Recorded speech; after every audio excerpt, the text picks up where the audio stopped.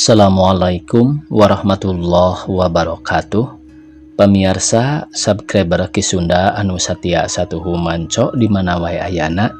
Dina dangat ayeuna urang neraskeun hanca dongeng ganjaran hutang kanyeri bagian ka-20 genap. Ieu anu nganggitna Bapak Tatang KS. Sumangga supados teu nyangkolong teuing kana waktos.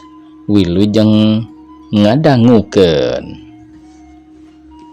Tah ieu nu ngaran Joni batur salaki anjeun teh Sukaesih. Cik tempo sing sidik kenal henteu? Sukaesih ngalieu ka gigir malah tuluy neuteup tapi weleh teu kenaleun.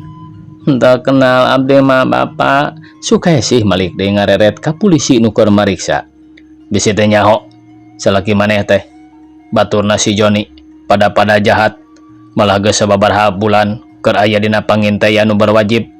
Kakara ayeuna benang baturna saurang kana naon nu sabenerna salaki maneh digawena Sukaesih. Palantos lami Bapak henteu didamel kana naon-naon estu ngaligeh kirang langkung parantos 3 sasi. Asa teu mungkin Sukaesih hiji jalma rumah tangga teu usaha onaman ari geus rek ngadahara naon moal hade nyeusepan angin. Coba terus terang kana naon usahana salaki maneh nu mariksa terus-terusan neken. Laras Bapak henteu kana naon-naon nu katingalna ku abdi mah namung duka sapengkereun abdi margi setiap angkat-angkatan tara wawartos bade ka mana-kamanana. Sukaesih tetep teu bisa nerangkeun. Joni, polisi malik naros bari ngareret ka Joni keur ngahurug. Saha batur maneh harita basa maling sepeda teh?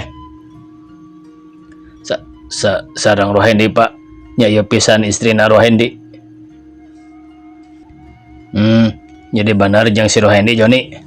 Leres Pak. Walon Joni manis seganu hoream. Sukaesih. Saur polisi malik deui ka Sukaesih. Piraku ari si Joni nyahon yen manehna pamajikanana si Rohendi.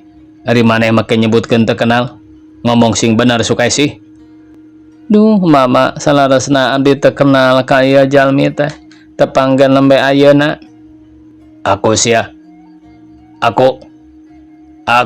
di mana salaki sia ayeuna teh ha? Lomat Gusti. Ampun Bapak, ampun. Sukaesih meningot ceak dengek beungeutna dicabokan nepi ka tuluy nyuuh kana meja. Kurang ajar sia, abong kena salakina bandit. Aweuna ge bajingan malulu. Ieu Sukaesih, lamun maneh bisa nerangkeun di mana ayeuna salaki maneh, pasti maneh dibebaskeun tina ieu perkara. Coba terus terang supaya kana pamariksaanana lancar. Ka manehna bisa jadi hampang. Polisi tetap ngadasak. Bapak, rag Sukaesih nyaritana eureun diselang nyusutan getih nu ngalai tina bibir mapai kana gadona. Kanggo abdi bujang-bujang disiksa ku dampal panangan Bapak. Sanaos dugi ka digantung dibuang tinggi ge abdi pasrah. Margi abdi nu salaresna henteu terang di mana ayana pun lancuk malih bade angkatna ge teu mawartos. Sinareng nyiksa heula abdi bere ku abdi bade dihalangan ulah angkat eta mah nyanggakeun bae bobot pangayon timbang tarajuna ka Bapak anu berwajib. Sukaesih ngalengis bari teu kena cimatana ngalembere. Menang sawatara jongjongan polisi nu mariksa teh ngahulang siga nu keur mikir sabab Sukaesih tetep teu ngaku perkara salakina. Kituna teh teu lila pok deui harita polisi nanyakeun persoalan pembongkaran ka Joni. Joni, rumasa ngabongkar warung nu di pengkolan? Rumaos Bapak. Joni gancang ngaku da sieun disiksa. Saha hiji-hijina batur maneh harita nu ngabongkar eta warung? Abdi duaan sareng Rohendi. Opatan Bapak. Joni malikan di omongan anak beri juru panon ngarindat. Opatan? Polisi mencerong serta pok naros deui. Sangaran-ngaranna nu duaan deui? Carmad sareng Abdul. Walon Joni terus ngambat ka baturna nu duaan deui. Di mana tempatna ngaran Carmad jeung ngaran Abdul teh Joni? Polisi terus ngaguliksak. Upami Carmad di kampung Cisalam, upami Abdul mah duka teu patos terang margi eta mah candak Carmad. Coba Saudara ganda, nama dan alamat Carmad supaya dicatat dan kemudian diadakan pengintaian hingga tertangkap. Siap.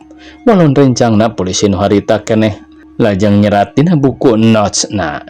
Joni nu mariksa naros deui. Barang-barangna naon bae nu harita kumaneh digondol jeung dikamanakeun eta barangna. Barang-barangna mah mung perhiasan wungkul nu salajengna diical, artosna bagian opatan mung sadayana ku Rohendi. Nu tiluan mah kalabat abdi teu kapasihan. Walon Joni terus terang ngadenge ceritaan kitu batin Sukaesih ngalenyap horeng salakina teh jelema jahat. Akhirna Sukaesih jadi ngahulang asa teu puguh pipikiran. Tah kitu perkara salaki anjeun teh Sukaesih. Ayeuna anjeun pisan ngalampahkeun jahat jadi serupi kitu. Jadi serupa kieu mah pikeun anjeun taya bedana jeung nu jadi salaki. Nu mata kasapira aku anjeun nepi ka teu nyaho kana gerak-gerikna nu jadi salaki sapopoena aya di imah. Nu mariksa ngareret ka Sukaesih keur ngaharuk. Samohon Bapak teu perkawis sadi dinten aya di rorompok teh mah kalayan abdi kasebat istrina Kang Rohendi. Namung perkawis tingkah lakuna abdi sama sakali teu terang. Malih nguping wartos pun lancok ngelakukan pembongkaran oge. Lembe ayeuna terang ti dieu. Cuk Sukaesih bari nunjuk ka Joni nu aya gigireunana. Saudara ganda, berhubung tidak ada waktu lagi, orang ini kedua-duanya supaya ditahan dan selanjutnya kita hadapkan ke pengadilan. Aduh, ampun Bapak, abdi nyuhunkeun pertimbangan bae. Ulah teras dihukum. Ampun Bapak, moal sakali-kali deui abdi milampah kana jalan awon. Sukaesih mugan teu daek dibawa kana kamar tahanan, tapi najan 1000 kali jejeritan oge. Sabab geus titis tulis bagja awak yen Sukaesih kudu ngarandapan ganjaran. Kapaksa teu bisa nolak deui harita keneh pada ngagalusur diasupkeun kana kamar tahanan. Terus sarigsig panto beusina dikunci. Harita sabada magrib kadenge sora jalma meni reang keur taraweh sabab ninggang kana bulan puasa. Geus ninca kana tanggal 13 jadi nying harepan lebaran teh kari saminggu deui. Dulag jeung tadarus ngaderugdug asa ketira kana ati sok komo karasana kuno keur tunggara mah. Sigana mane asa geus nampeu kana liang kubur rusras kana perdosaan. Bulan reyem-reyem semunu alum kitu deui bentang nu tadina baranang teh jadi lusles areuweuh siga nu nyarumput. Rajeun aya hiji-hijieun kitu ge tiba celak-celak malah siga nu nyalingkar nyumput kana mega. Teu aya bedana kawas hiji lalaki dina peuting eta gawena teh salungkar-salingkar kanu suni sakapeung-kapeungeun ngarandag bari panon mencrong ka hiji awewe. Keur ngiciprit lempang kekelemetan sorangan bari ngekelek tingkem leutik kituna teh siga nu anyar balik ti panyabaan mawa oleh-oleh. Horeng lalaki nu keur ngincer eta awewe tayalian Rohendi nu maksudna rek ngarebut babawaanana katingali eta awewe lempangna bangun nu rusuh sabab geus peuting. Lah sia bagja teuing aya awewe barang bawa direbut sia ku aing babawaanana. Sugan we mawa barang nu berharga ku aing direbut sia. Moal sabaraha tenagana ge awewe dina hojahna ge pasti ku aing dipodaran sabab kabeneran jauh ka ditu jauh ka dieu moal aya nu nganyahoankeun. Sigana lamun aing hasil ngarebut babawaan eta awewe anu jadi pamajikan jeung mitoha moal sabaraha teuing amuk-amukan ulah-ulah ka aing ngalamehan. Sugan we sia make perhiasan boga meureun aing keur modal dagang. Ceuk gerendeng hate Rohendi bari ngaluarkeun pesoblatina tina jero kamejana. Geus kitu balecet kana suni terus kukurubutan ka kebon maksudna rek megat eta awewe. Reg Rohendi eureun dina pelebah tangkal awi awakna rada ngadepong panona mencrong kanu keur lempang. Beuki lila beuki deukeut ngan teu sidi kana rupana sabab kahalangan ku tatangkalan. Ongkohanan bulan caangna teu pati bengras. Reun Rohendi ngageretak bari luncat ngahalangan jalan atuh awewe nu keur lempang teh mending ngarenjag. Untungna teu ngoceak sabab ku kasima. Sanggeus eureun Rohendi teu loba carita deui karebok besek keur dikelek teh direbut tapi hese sabab dicekelan pageuh nakara nepi ka tuluy silih kenyang. Tina bakat ning sieun ngoceak teu antap warah deui hiuk cerot paso balati ditubluskeun kana dadana eta awewe. Aduh Gusti tulung. Beretak Rohendi lumpat maniti babaranting sabab sieun pada ngepung terus kukurubutan kanu bala mapai-mapai wahangan. Sanggeus jauh rag eureun nyalingkar kana dapuran haur geus kitu brai tutup bongsang teh dibuka malah didamaran ku bensin. Horeng eusina mah bangsa dahareun kayaning lepet ulen ketan ranginang atah jeung beas dibuntel kula mak geus kulehe. Haram jadah sugan teh barang nu berharga geuning lebokeun wungkul ieu teh. Bola aing geus atoh. Pedos. Rohendi gagarendangan sorangan beri garo-garo teu ateul hatena ngarasa handeul geus kitu ngagerendeng deui nyarita sorangan kadua jeung kalangkang manehna. Geus modar kitu atawa acan namun geus modar ku aing rek digaradah sugan we make perhiasan atawa mawa duit ko jengkang Rohendi lempang deui bari panon rundat-rindat sieun aya nu nganyahwankeun sanggeus deukeut rag eureun sarta ceuli teu sidikna ditompo-tompokeun ngadenge nu gegerungan bari sasambat kanu kawasa malah kadenge pisan ku Rohendi eta awewe nu tas binasa teh ngagegero ka Sukahesi. Aduh Gusti nu agung mugi abdi dipaparin kakiatan mati-mati abdi dimangsakeun oge hoyong dirorompok pun anak Gusti. Nyai anak king esi ieu emak gelis tulungan mak cilaka aya nu ngabinasa. Nah aya mimilikan awak hidup teh kacida-cida teuing nepi ka emak jadi korban. Esi ieu emak gelis tulungan hampura emak gelis. Allahu Akbar. Las sora awewe keur sasambat teh jempe teu kadenge renghap-renghap na acan. Atuh batin Rohendi ngalenyap lain dikira suku ngadadak nyoroncot leungeun ngalaleper panon mencrong ka eta awewe. Geus teu usik teu mali kantun raga ngababatang jadi bugang horeng nu ditublas ku Rohendi teh mitohana. Taya lian indungna Sukahesi nu kakara balik tas ti lembur. Ya Allah. Geuning emak ieu teh. Aduh, tobat aing kasalahan. Rumasa kurang taliti. Mak nyanggakeun samudaya kelepatan abdi. Rumaos dosa nu sanes lumayan. Ari panyanten abdi teh sanes emak. Duh emak, hapunten abdi emak. Teu nyana hirup bari sandangan kieu. Hayang melaan nu jadi pamajikan, akhirna tamiang melit kabitis. Teu pupuguh aing ngabinasa nu jadi mitoha. Duh Gusti, mugi ditampi iman Islamna, kalayan dilagakeun alam kuburna. Abdi nampi kana ganjaran sinareng babendon ti Gusti. Esi teu sangka hirup urang beris pikieun satadina akang teh hayang melaan esi tapi buktina jadi kieu.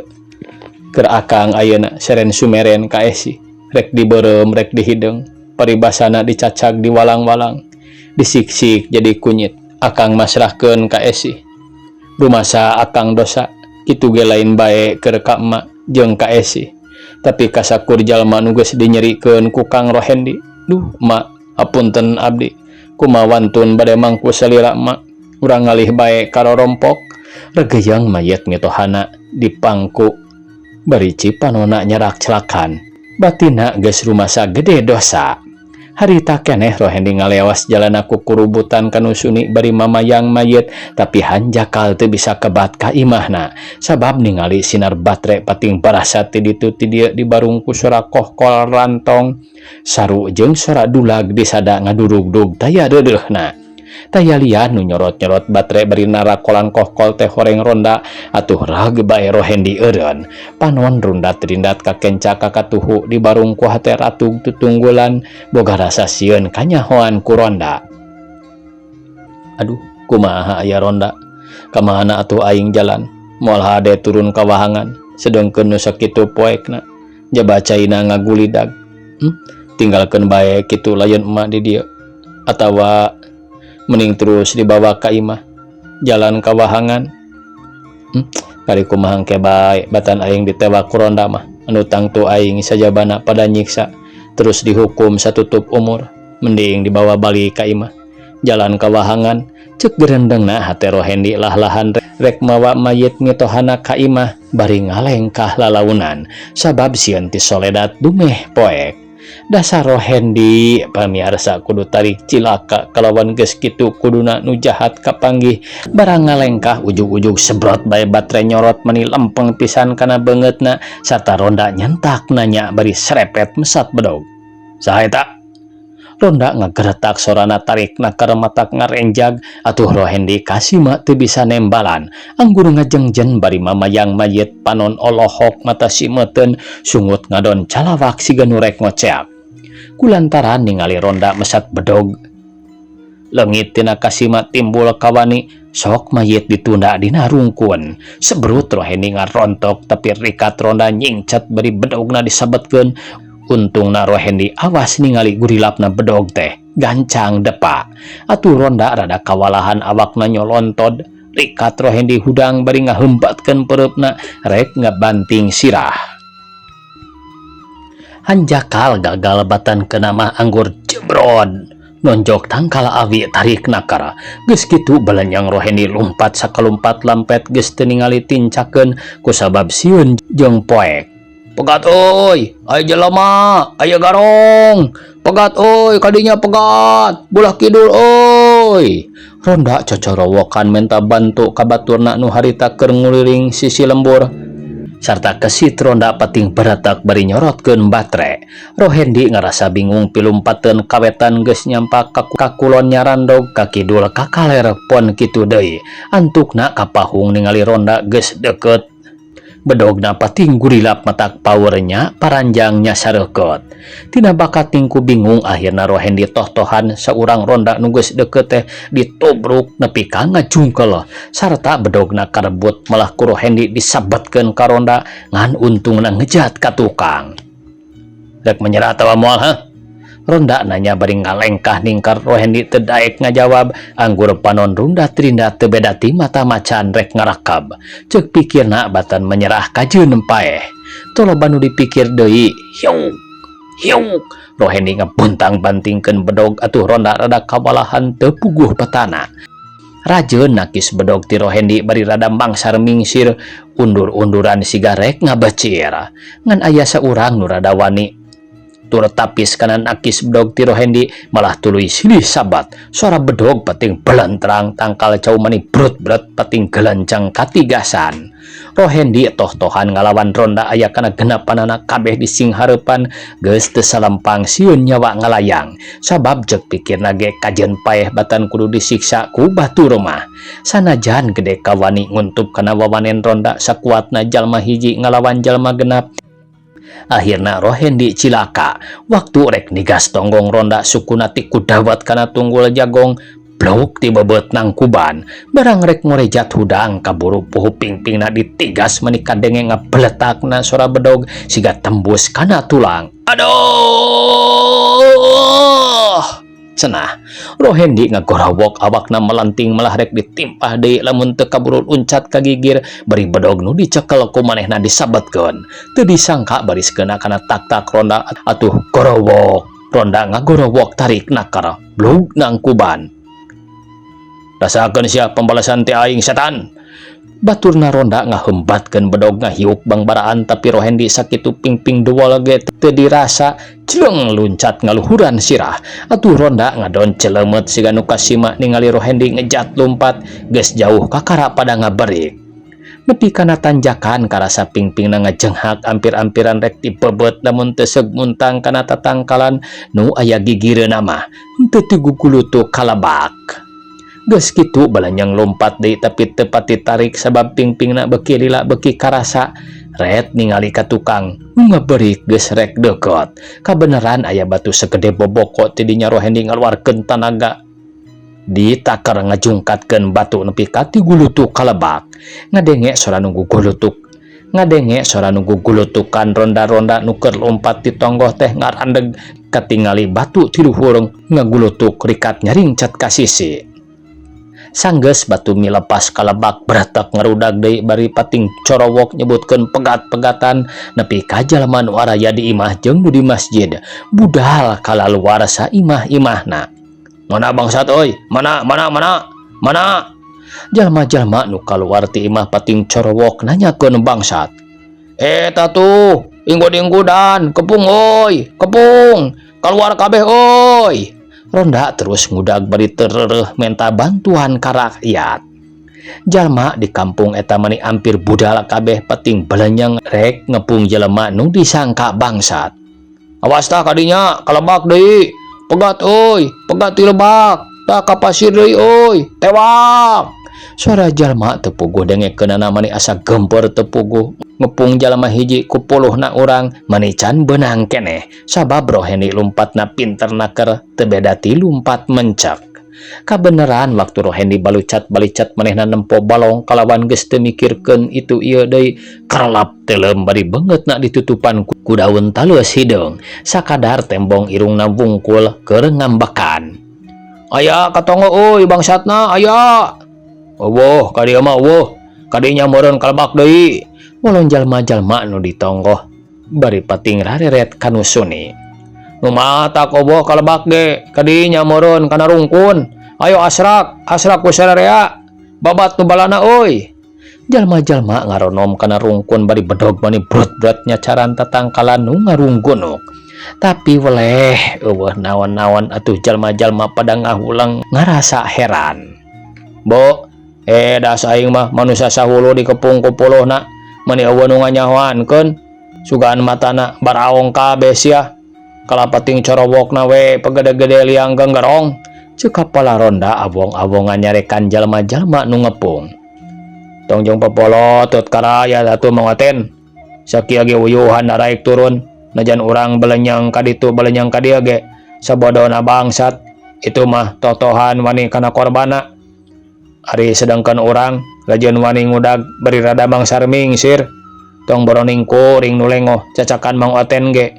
Mawa pakarang geuning teu bisa newak. Ulah sok ngababarikeun ari sagala-gala teh. Jang jigan tawang bae Mang Oteng mah. Sok tara dipikir heula. Ceuk rakyat urang dinya boga rasa teu geunah hate sabab dicarekan ku kapala ronda. Lain ngababarikeun kitu Kai Sawin. Ngan eta we meni eueuh pisan rojahna. Jalma sakitu poharana anggur pating baratak teu puguh uni. Nya, na kudu kumaha atuh, kudu sosoro jiwa ka bangsat. Jono malik mencerang serta pok nyarita deui. Ya, Mang Oten, lamun kuring ngataona sajana korban, nah Mang Oten rek tanggung jawab. Jeung kuring mah teu nyaho ti tadina sebab keur sare. Nah, eta jalma teh maling naon? Lain urusan maling, tapi eta jalma mayan awewe. Tuh, tarempok ku sararea, mayitna ge ngagoler keneh di girang. Ngajurah ro dina rungkun. Kapala ronda ngalieu ka tukang. La ilaha illallah. Maehan jelema. Jalma-jalma pating raringeuh ngadenge beja aya jalma dipaehan atuh geus kitu mah bring sararea are rindit ngajarugjug mayit nu dipaehan. Sanggeus jalma-jalma budal narempo mayit Rohendi asoy-asoyan hanjat ka darat tuluy salungkar-salingkar kanu suni bari suku sabelah satengah digusur. Barang tepi kanu singkur jauh ka lembur kedeprek Rohendi diuk sabab geus teu kuat nahan ka nyeri pingping doang tapak di kade ku ronda. Ya Allah Gusti Nu Maha Agung. Rohendi ingat kanu kawasa geus kitu cegruk cerik boga rasana langsa jeung ingat kana dosa perdosaan nu geus dipilampah ku dirina. Sukaisi akang rumasa dosa tumarima kana ganjaran siksa di dunya. Ma muga ngahapunten ka abdi rumaos abdi atas sasar nampi kana tangang lewaler dosa emak di dunya sareng akhirat. Marlina segruk cerik di sigana lamun teu sieun aya nu nganyahoankeun gawur hayang cocorowokan ras ingat kana dosa terhadap ka pamajikanana nu ti heula. Pokona pisan rumasa dosana teh ingat ka anakna nu keur dikandung keneh teu diaku darah manehna. Marlina akang hampura geulis rumasaha akang loba kadorakaan geus nyieun raheut batin ka diri hidup. Kitu deui akang tumarima dosa gede kanu dikandung nyatana darah akang pribadi. Rumasa harita akang kausap setan geus poho ka pamajikan poho kanu dikandung. Gusti kunaon atuh bareto Marlina basarek dibawa ku Kang Rohendi dina jalan kereta api make teu daek nepi ka akang harita ngarandapan tarung nuk sakitu rongkahna. Ampir-ampiran daga akang kagilas ku kareta. Di mana atuh Marlina ayana? Waktosna kabujeng see pamirsa, sakitu anu tiasa kapihatur. Wassalamualaikum warahmatullahi wabarakatuh.